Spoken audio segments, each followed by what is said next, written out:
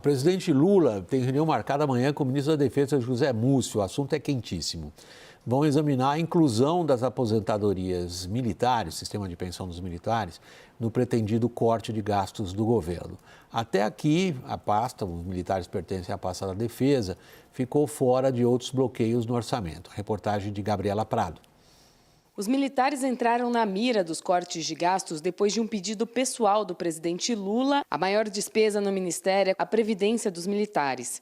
Segundo o Tribunal de Contas da União, um aposentado ou um pensionista civil causa um déficit per capita de R$ 9.400 por ano.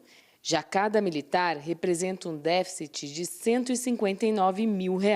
Dados da Peter D. Peterson Foundation, entidade que acompanha as contas públicas nos Estados Unidos, mostram que a folha de pagamento do maior poderio militar do planeta consome 22% do total do orçamento, 3 vezes menos do que os gastos da defesa brasileira com integrantes das Forças Armadas. Qualquer alteração de benefícios para militares deve ter uma forte resistência no Congresso Nacional. Mesmo que as medidas avancem, os efeitos devem recair só para futuros ingressantes das Forças Armadas. Com isso, não haveria impacto a curto prazo no orçamento público. Lula assumiu a presidência depois de uma campanha em que criticou o aumento exponencial de quadros da defesa na gestão do executivo durante o governo Bolsonaro.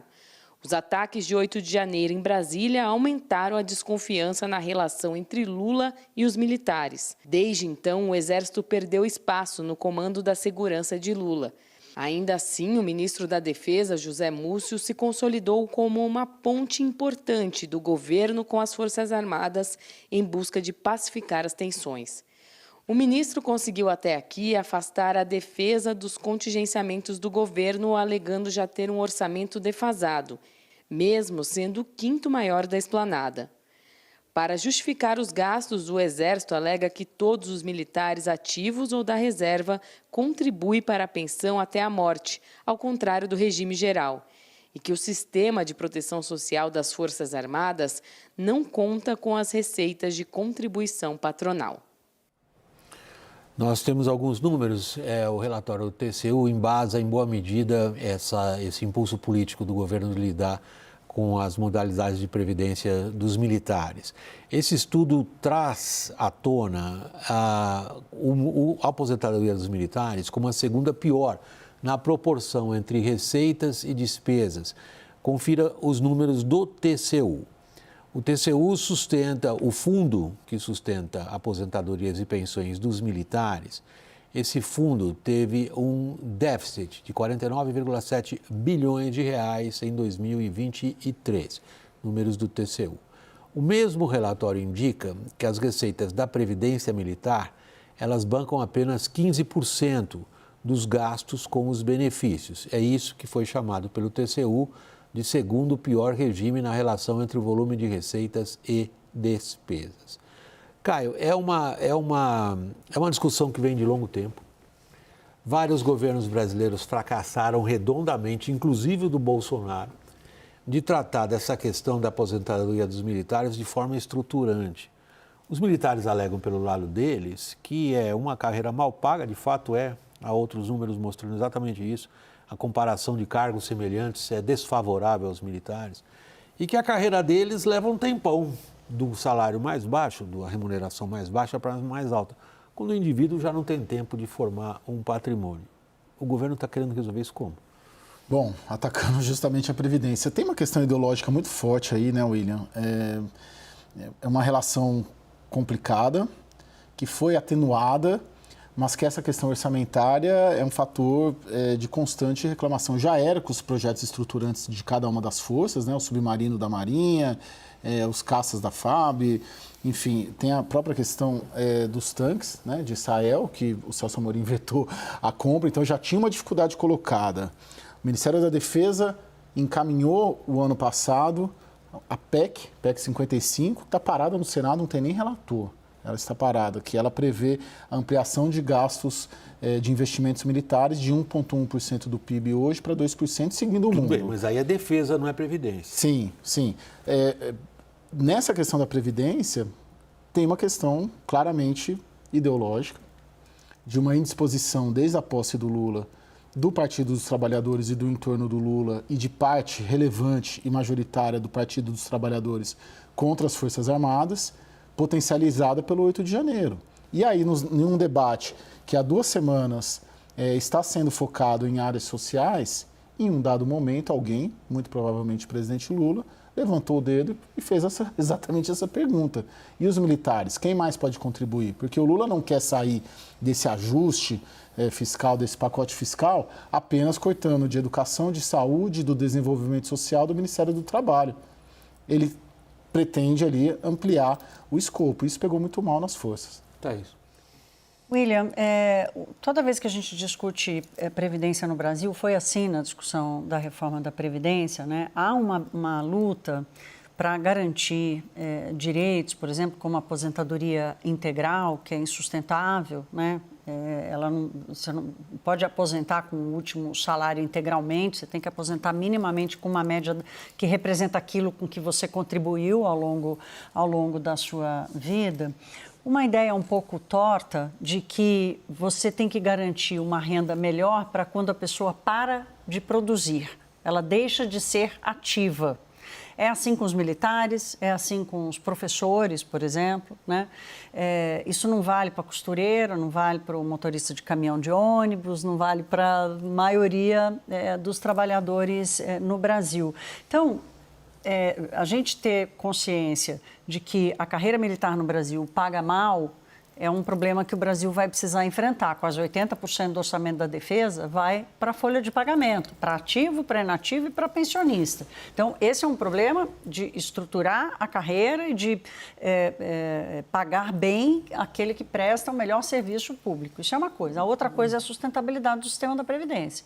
E a sustentabilidade do sistema da Previdência Militar é impossível de acontecer, com essa diferença de contribuição, com essa diferença atuarial. Então, uma coisa é a gente discutir a carreira militar, a outra coisa é a gente discutir quanto que o Brasil consegue manter para aqueles que não são inativos, não param nunca, estão sempre à disposição, levam anos para chegar no topo da carreira.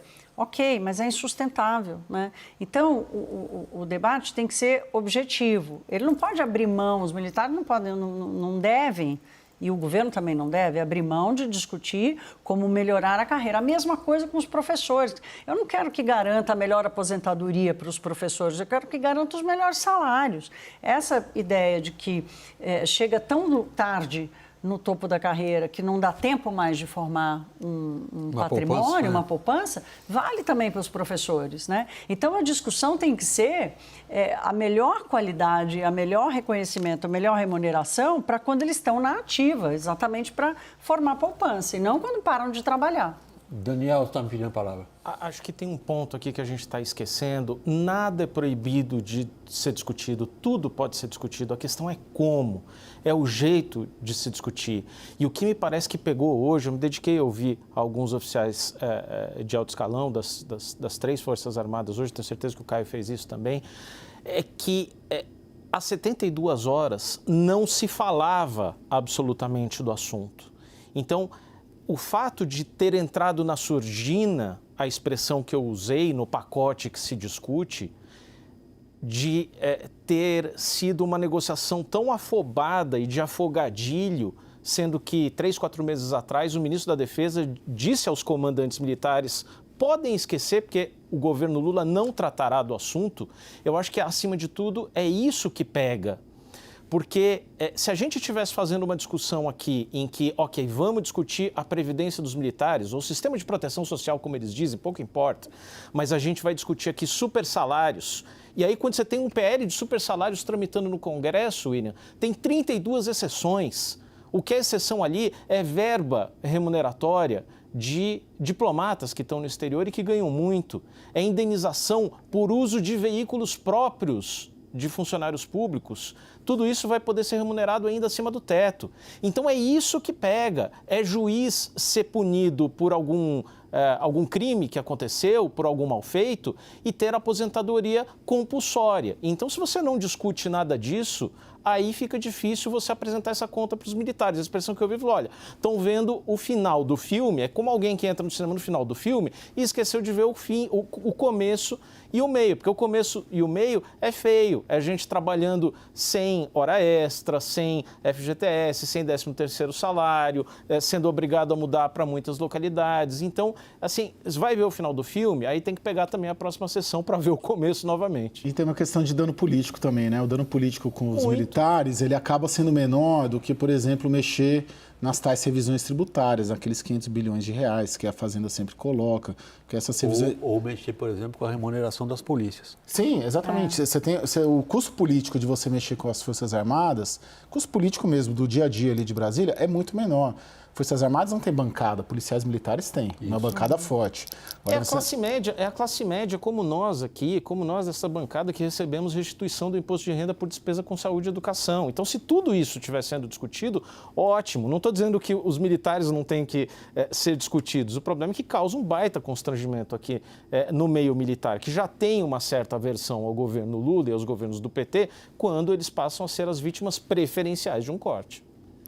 Um general com quem eu estava conversando hoje a respeito disse que ele na carreira mudou para 32 CEPs diferentes. Tudo bem, faz parte da carreira. Escolheu a carreira, ele sabe que vai morar num monte de CEPs diferentes. Mas a queixa vai em direção a isso que o Daniel estava citando. Da oportunidade política, ela se sobrepõe ao que deveria ser discutido amplamente. E aí a queixa que é feita é a seguinte: não há, do ponto de vista do atual governo, uma dedicação realmente decisiva em torno das questões estruturais, que vão desaguar nos números altariais, como você disse, eles são muito claros. É insustentável manter como está atualmente. O Lula dá conta do tipo de briga que ele está comprando? William, o Palácio do Planalto entra a reboque da maior parte dessas discussões. No bloco anterior, o Palácio do Planalto entrou a reboque. Você está falando da Palácio do Planalto 6 por 1, né? É o que a gente chama no jornalismo, foi pautado. Né? O Palácio do Planalto, na decisão dos cortes, foi pautado pelo ministro Fernando Haddad. Né? Ele foi pautado, ele não quer fazer o corte. Daí o Haddad pautou o corte.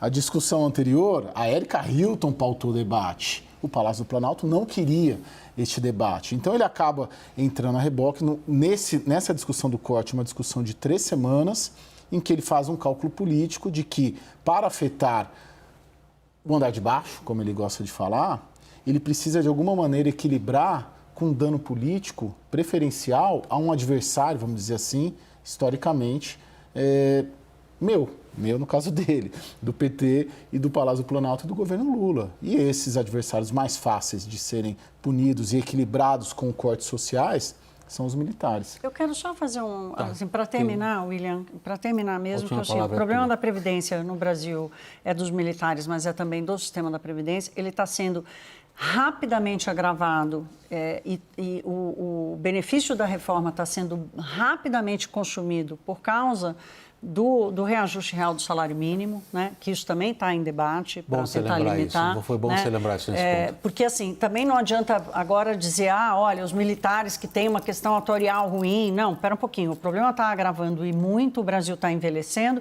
o debate da Previdência é mundial e no Brasil ele é ainda mais sério por causa, de novo, da precariedade, enfim. Então, o reajuste real do salário mínimo, todo mundo gostaria que isso fosse possível, mas não é. Então, para não comprometer o pouco que as pessoas têm direito, precisa manter. Então, quer discutir a questão dos militares? Ótimo, porque tem lá um apelo político e tal, mas não adianta não querer mexer naquilo que ele mesmo criou e que ele mesmo está colocando o sistema todo em xeque.